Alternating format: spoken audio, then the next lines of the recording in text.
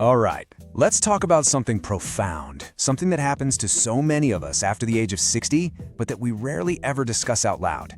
It's this quiet, internal shift in our confidence, in our very identity, that can honestly leave you feeling a little lost at sea, like your anchor's been cut loose.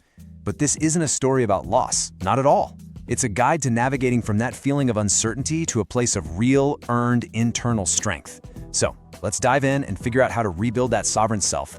You know, it almost always starts in a quiet moment, just like this. It's not some big dramatic event. It's subtle. It's you catching your reflection in the mirror one morning, and the person staring back, well, they just don't quite line up with the story you've always had in your head about who you are. You're maybe looking for the high-powered executive, the indispensable parent, the person everyone went to for answers. And instead, you see someone whose roles have kind of faded. It's a really destabilizing feeling, I know. But I need you to hear this. It is not a personal failure. It's a shared experience, and we're going to unpack it together. So here's our roadmap for this journey. First, we're going to understand that new reflection in the mirror. Then we'll get into the science of what's going on. We'll talk about shifting from a life of performance to one of presence, and I'll give you a really practical protocol to rebuild that self-anchor. We'll reframe this whole thing as a kind of mastery, and we'll finish up with a simple, powerful challenge. All right, so let's start with that person in the mirror. It's so important to really sit with this. That feeling of disconnect, it's not a sign that you're losing who you were or that you're in decline. Think of it more like a predictable, almost biological transition. Your brain, your identity, they're just upgrading from one version of you to the next. Think about it like this for a second. For decades, your identity was probably wrapped up in what we could call a costume, right? The suit of a professional, the uniform of a parent, the role of a provider. These weren't just jobs, they were whole identities, with scripts and expectations and a constant stream of feedback telling you who you were. Now, maybe for the first time in a very long time, that costume is gone, and you're seeing the essential you. And while that can feel like a crisis, it's actually an incredible opportunity to get reacquainted with your core self. Okay, so let's pop the hood for a minute and explore what's actually going on in your brain during all of this. Because this feeling, it isn't just in your head. It's not something you can just think your way out of. Your brain is literally rewiring itself, and understanding this process is the first critical step to reclaiming your confidence from a place of real, deep understanding. We started with this phrase, and it's so powerful to give this feeling a name: Identity Dysmorphia.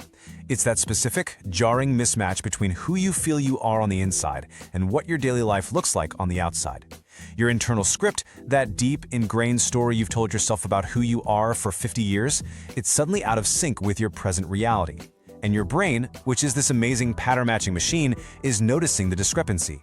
That's the root of the unease you might be feeling. So what's the actual mechanism behind this feeling? Well, it's something we can call the feedback loop collapse. See, for most of our lives, our confidence isn't really generated from within. We basically outsource it. We let our job title, our productivity, the approval of others, we let those things define our sense of worth. These become the pillars holding up our identity. But what happens when you retire, or the kids leave home, and those pillars get taken away?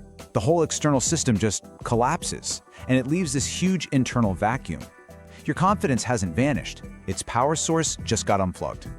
And this slide just lays out that shift perfectly. Take a look at the left side there. That's our past self, right? Built on what looks like a strong foundation, outsourced confidence, constant validation from our roles, these really clear pillars of worth. Now look to the right. That's the present self for a lot of people. That internal vacuum, a sudden lack of feedback, and an identity that feels like it's built on shifting sand. The entire point of what we're talking about today is how to deliberately build a new, internal structure to move from the left side of this chart to something way more resilient. So as this feedback loop collapses, your brain runs into three specific challenges. First, there's what's called the Competence Paradox. You have a lifetime of wisdom, this deep, crystallized intelligence, but the stages where you used to perform that competence, the boardroom, the project team, those might be gone. So you've got all this skill, but nowhere to use it. Second, that paradox can lead to confidence atrophy. Just like a muscle, confidence gets weaker if you don't use it. You start fearing you'll look obsolete, so you stop trying new things, which just erodes your confidence even more. And third is the self-reference effect. It's a cool brain thing. You remember new information by linking it to your sense of self. But if your sense of self is fuzzy, it's like trying to save a file to a computer with no hard drive. New experiences don't stick, and that feels really disorienting.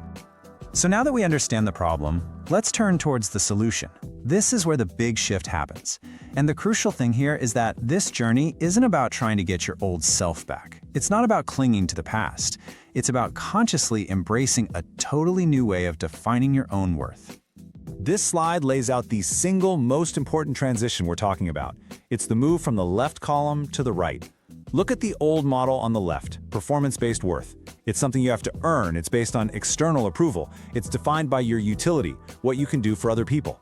The goal is to be seen as successful. Now, look at the new model on the right, presence-based sovereignty. This isn't earned, it's claimed, just by being present.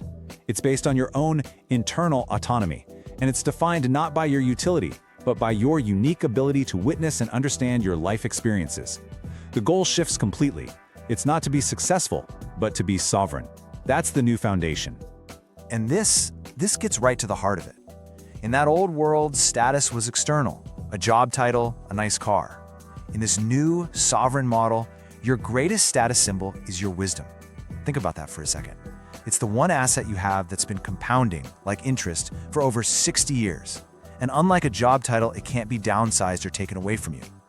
The goal is no longer about proving what you can do, it's about fully embodying who you have become. Okay, so this all sounds great in theory, but how do we actually do it? How do we make this shift real? For that, we need tools. And this next section gives you a concrete 5-step protocol. I want you to think of these as neurological remapping drills designed to help you build that new internal foundation of sovereignty. This is the Sovereign Self-Anchor Protocol, and it's really important to think of these not as just feel-good tips, but as concrete mental exercises designed to neurologically move your confidence from the fragile outside world to the resilient inside one. So let's walk through each step. Step 1 is the Competence Audit. The whole point here is to actively remind your brain of its proven strengths. The action is super simple, but profound. Just list 3 things you are demonstrably better at now than you were at 30. And don't just think about work skills. Go deeper. Maybe it's strategic patience, or the ability to navigate complex emotions, or just seeing the big picture. By doing this, you're anchoring your self-worth in your crystallized intelligence, that deep well of wisdom that is your superpower now. Step 2 is the Novelty Injection. This one is designed to directly fight that confidence atrophy we talked about. The goal is simple. Prove to your brain that it's still a world-class learning machine. The action is to take on a new task that's a little challenging, but, and this is the absolute key, with 0 external pressure. This is just for you. Learn a few chords on a guitar, try a new language on an app, take up a craft. You're not trying to become a pro. The simple act of learning something new releases dopamine in your brain, and that helps override the anxiety of feeling obsolete. Step 3, the Mirror Inquiry. This is a direct intervention to help you consciously rewrite that old internal script. The action is simple, though it might feel a little weird at first. I really encourage you to try it. Look at yourself in the mirror, make eye contact, and say this out loud.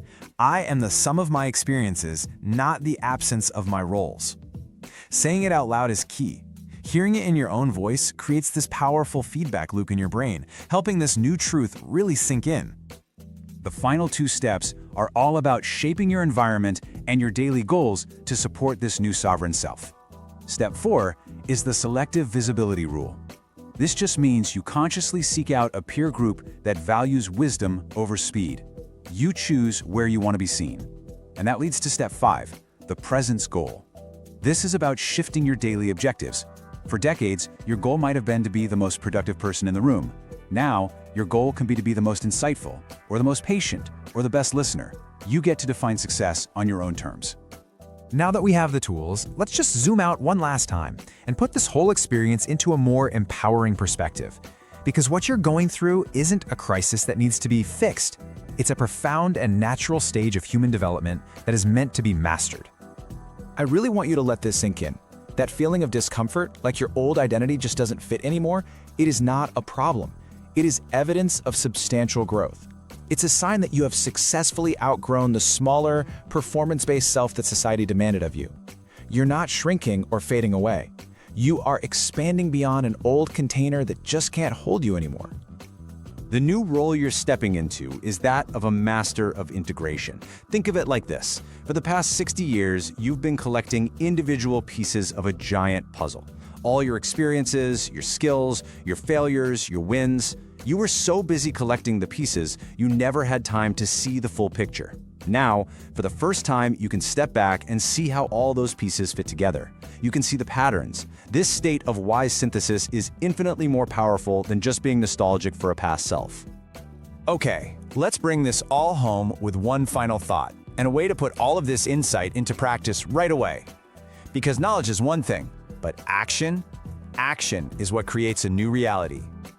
And that brings us to our final gentle challenge. I want you to ask yourself this one honest question.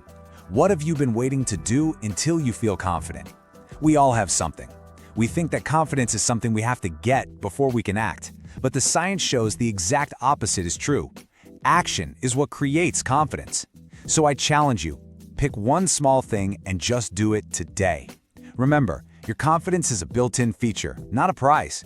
And if you need a little boost before you start, go back to step 3, the mirror inquiry. It's the perfect way to begin.